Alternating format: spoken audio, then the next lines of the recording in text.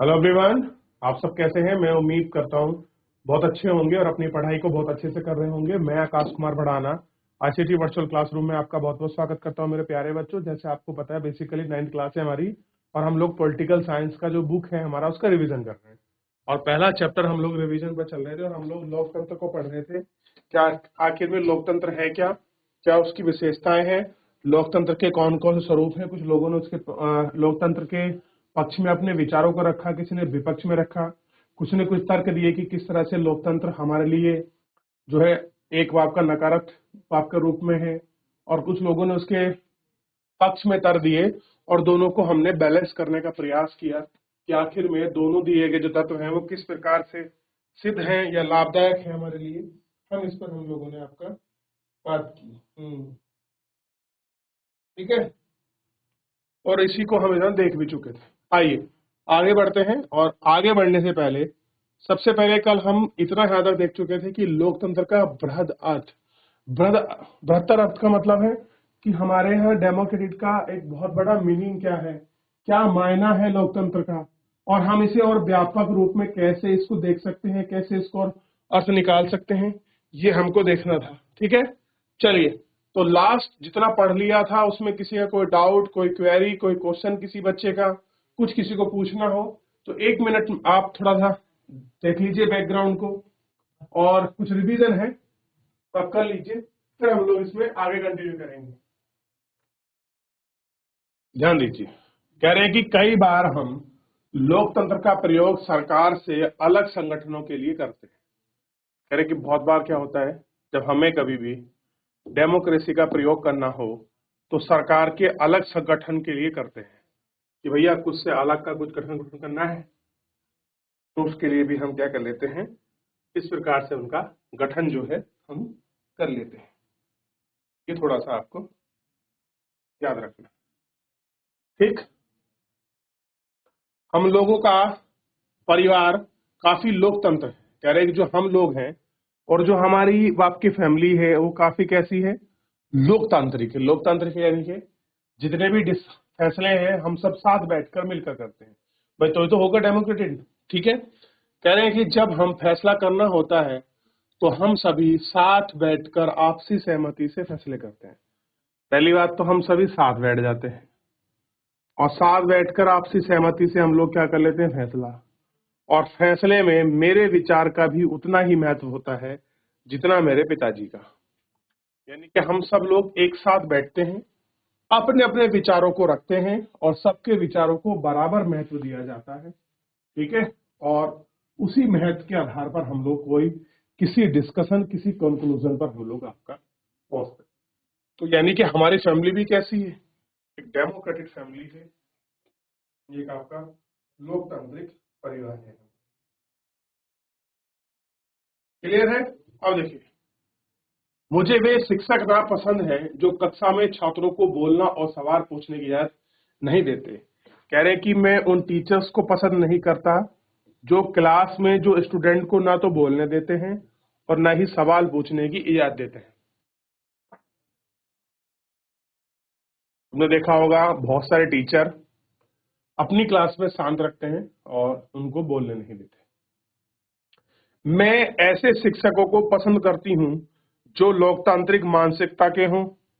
लोकतांत्रिक मानसिकता के मतलब जिनको बोलने की, डिस्कशन करने की, बच्चों को आजादी देते हो, उनको फ्री छोड़ते हो। क्लियर है? एक नेता और उसके परिवार के लोग कई पार्टी का फैसले के सारे फैसले करते हैं। क्या लोकतंत्र की बात इससे करेंगे? कह रहे हैं कि अगर एक कोई नेता है और उसके परिवार के लोग इस पार्टी के सारे फैसले करते हैं, कोई नेता हो गया और उसी नेता की जो घर परिवार के लोग हैं और सारी पार्टी का फैसला वही करते हैं, क्या वे लोकतंत्र की बात है? ये आपको ध्यान रखना। लोकतंत्र शब्द का इस तरह से प्रयोग पहले लेने के बुनियादी तरीकों को उजागर करता है। इस तरीके से लेकर जो बुनियादी चीजें हैं उनको उजागर करता है। कह रहा है कि लोकतांत्रिक फैसले का मतलब होता है कि उस फैसले से प्रभावित होने वाले सभी लोगों के साथ विचार विमर्श करने के बाद उनकी स्वीकृति से फैसला लेना, या जो शक्तिशाली ना हो उसको भी किसी फैसले में उतना ही महत्वपूर्ण जितना कि बहुत शक्तिशाली का है।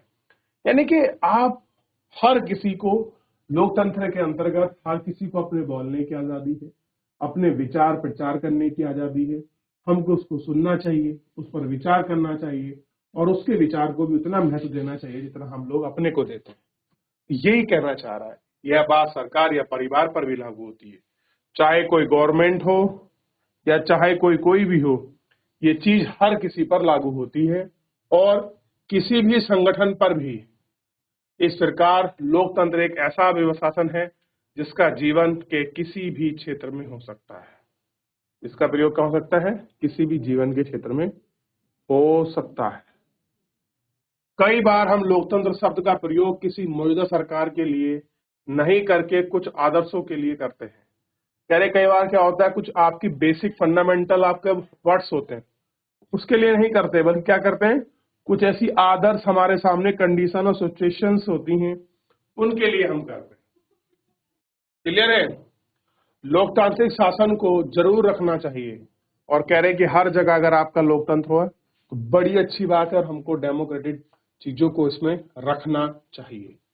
तो आपको कुछ समझ आ रहा है कि लोकतंत्र किस तरीके का है, कैसा है, क्या प्रचार है, क्या प्रसार है, क्या व्यवस्था है, कैसा कुछ है, ये आप ध्यान दीजिए। चलिए देख लिया।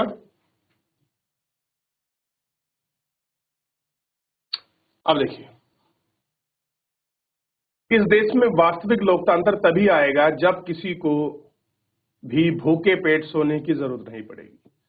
अब कह रहे कोटेशन आई है कि आप रियलिटी में अगर आप डेमोक्रेसी की बात करते हैं ना, लोकतंत्र की बात करते हैं, तो भैया लोकतंत्र आपका तभी आ सकता है जब कोई भी व्यक्ति भूखा पेट ना सोए, तो ही क्या होगा लोकतंत्र।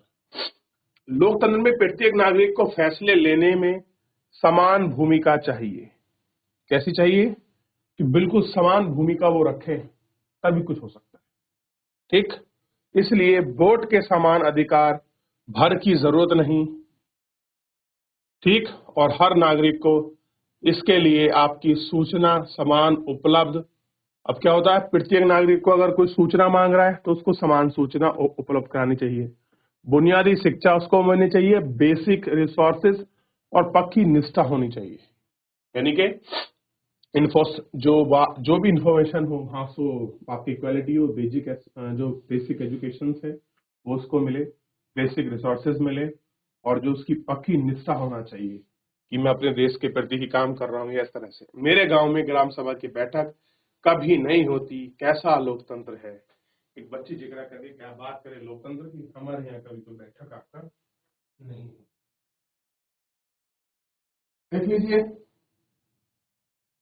चलिए, कह रहे कि अगर हम इन आदर्श पैमाने के आधार पर आज की शासन व्यवस्था को परख लेगा कि दुनिया में कहीं भी लोकतंत्र नहीं है। कह रहे कि जिस तरह का हम लोगों ने आदर्श बेंचमार्क आपका सेट किया हुआ है और इस आधार पर अगर कोई शासन है और लोगों को परख लें तो हम कहेंगे लोकतंत्र में समझदारी हमें बार बार याद दिलाती है कि हमें लोकतंत्र इतना महत्वपूर्ण क्यों देता है। इसे हम मौजूदा लोकतांत्रिक व्यवस्था को परखने, उनकी कमजोरी को पहचान करने में मदद मिलती है। इसे हम न्यूनतम या काम चलाऊ लोकतंत्र और अच्छे लोकतंत्र के बीच का अंतर समझने में मदद मिलेगी।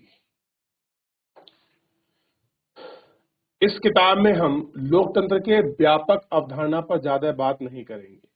हमने सिर्फ शासन के तरीकों के रूप में लोकतंत्र में कुछ बुनियादी संस्थागत स्वरूपों की चर्चा की है। अगले साल आप लोकतांत्रिक समाज में अपने लोकतंत्र के मूल्यवान तरीकों के बारे में ज्यादा बात जानेंगे।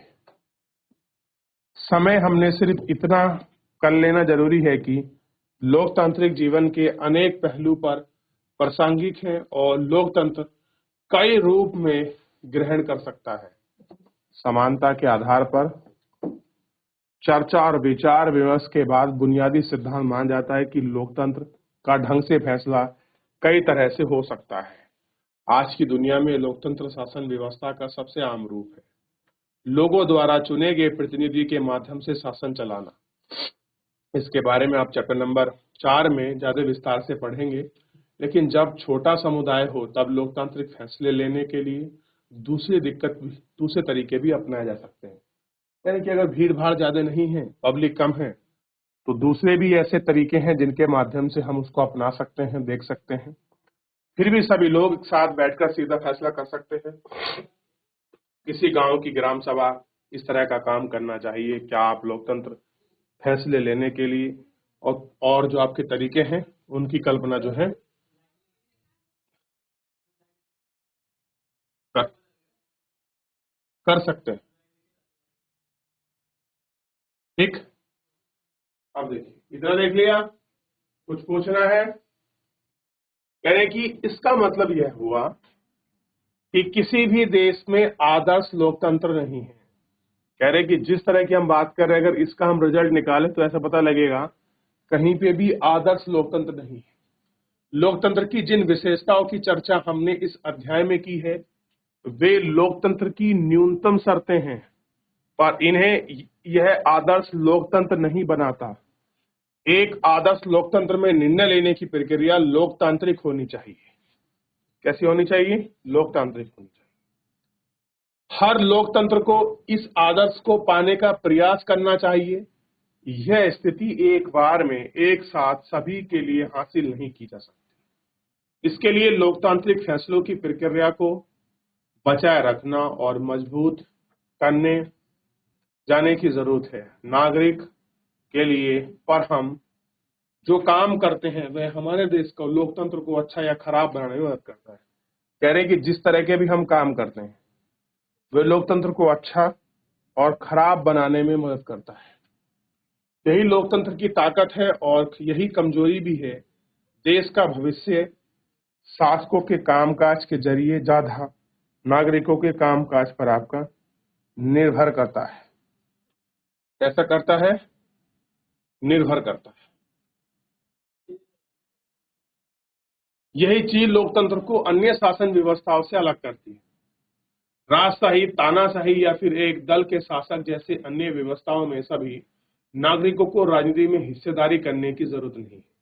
दरअसल अधिकांश गैर लोकतांत्रिक सरकार चाहती ही नहीं कि लोग राजनीति में हिस्सा लें, और कह रहे हैं कि नागरिकों को राजनीतिक हिस्से करने के लिए जरूरत ही नहीं है।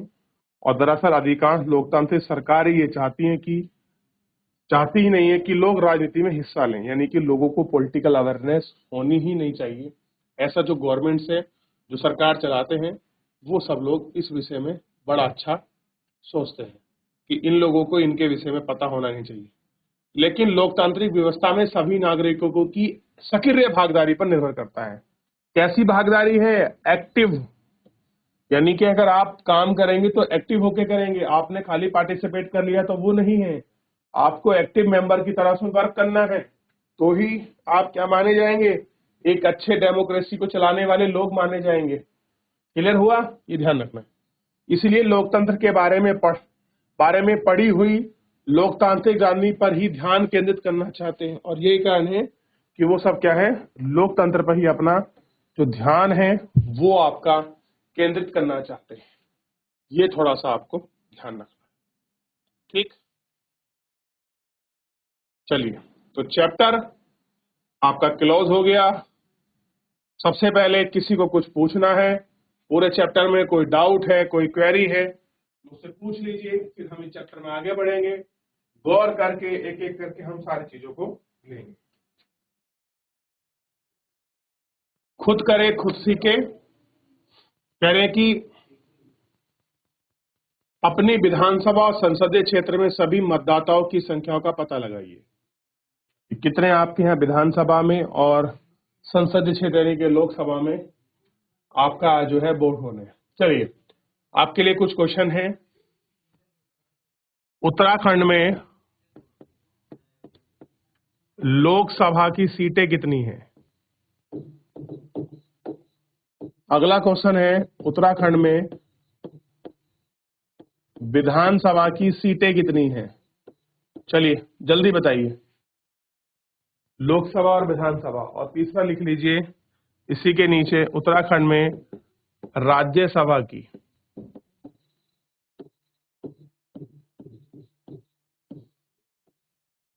सीट कितनी है। देखिए, करिए। जैसे क्वेश्चन नंबर 1 है, और आपको पता है अगर मैं आपसे पूछूं सार्वभौमिक वयस्क मताधिकार, क्या पूछूं?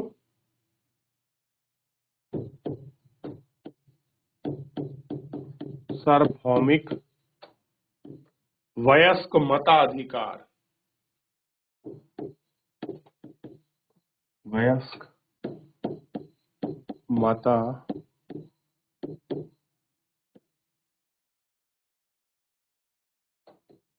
मताधिकार क्या है?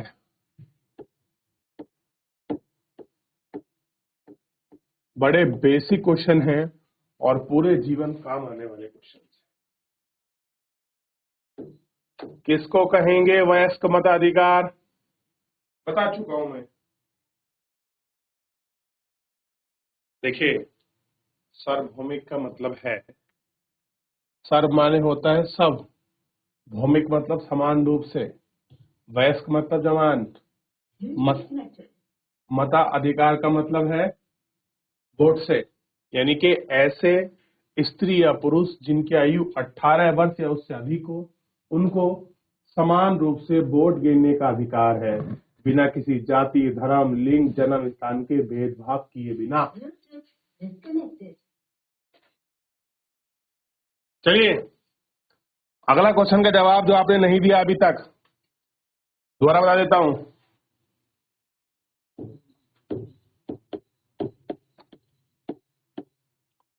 उत्तराखंड के विषय में मैंने कुछ क्वेश्चन पूछे थे। क्वेश्चन नंबर 1, लोकसभा सीट संख्या।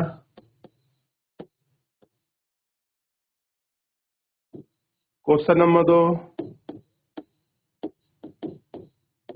राज्यसभा सीट संख्या।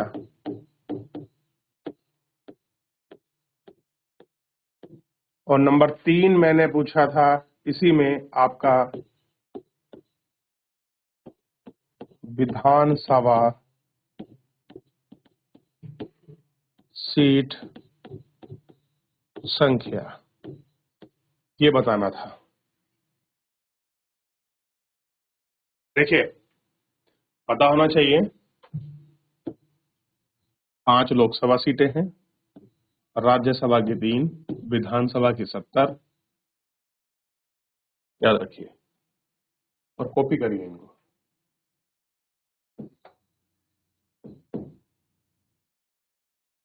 देख लिया? तो ये सारी चीजें बड़ी कॉमन है। हम लोकतंत्र पढ़ रहे थे, डेमोक्रेसी पढ़ रहे थे, मैंने कहा क्यों ना डेमोक्रेसी की चीजें पूछ ली जाए कि लोकतंत्र, लोकसभा की, राज्यसभा की कितनी सीटें हैं। चलिए, अब मेरा एक महत्वपूर्ण क्वेश्चन है इसी में।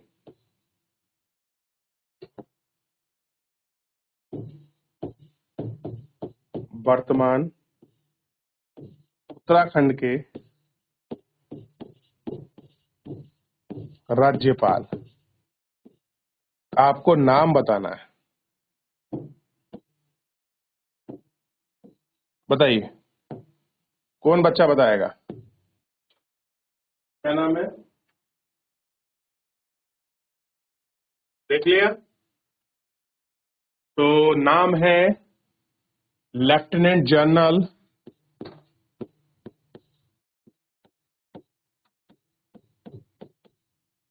गुरमीत सिंह।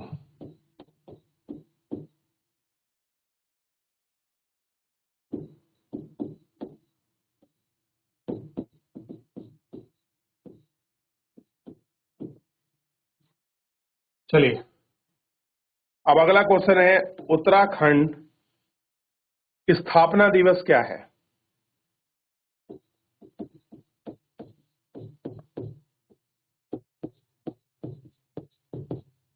डेट बताइए। तो आपको पता होना चाहिए 9 नवंबर 2009 को या 2000 को? सही बेटा।